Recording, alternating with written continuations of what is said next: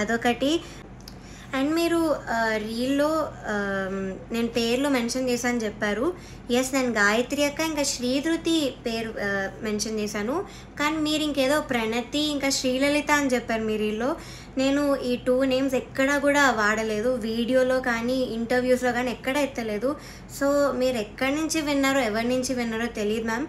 నా వీడియో ఒక్కసారి చూడండి, నేను దానిలో చెప్పలేదు. ఈ పేర్లు అయితే అస్సలు ఎత్తలేదు. అండ్ శ్రీలలిత గురించి కూడా నేను ఎప్పుడు మాట్లాడాను, బికాస్ చాలా నాలెడ్జ్ ఉన్న అమ్మాయి. She is an amazing singer. నేను తన గురించి అసలు మాట్లాడను.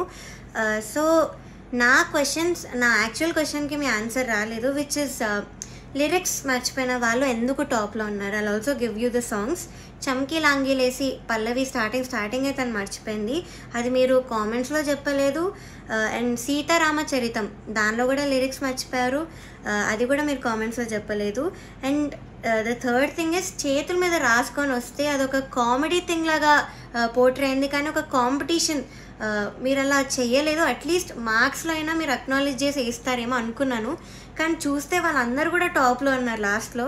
ఇక్కడ చాలా డిస్క్రిమినేషన్ కనిపించింది మ్యామ్. వెరీ హర్టింగ్, బికాజ్ మేము ఆ పాటలకి అంత లిరిక్స్ ఉన్న పాటలు, ఎస్పెషలీ మన భారతంలో నేను పాడాను.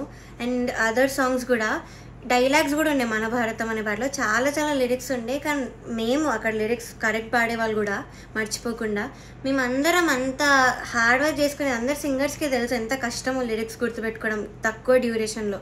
సో మేమంతా హార్డ్ వర్క్ చేసి ఆ స్టేజ్ మీద లైట్స్కి టెన్షన్లో మర్చిపోకుండా పాడడానికి అంతా ట్రై చేసి పాడాక కూడా మీరు మర్చిపోయిన వాళ్ళకి చేతి మీద రాసుకొని వచ్చిన వాళ్ళని అంత అప్రిషియేట్ చేస్తే మాకు డెఫినెట్లీ హర్టింగ్ ఉంటుంది మ్యామ్.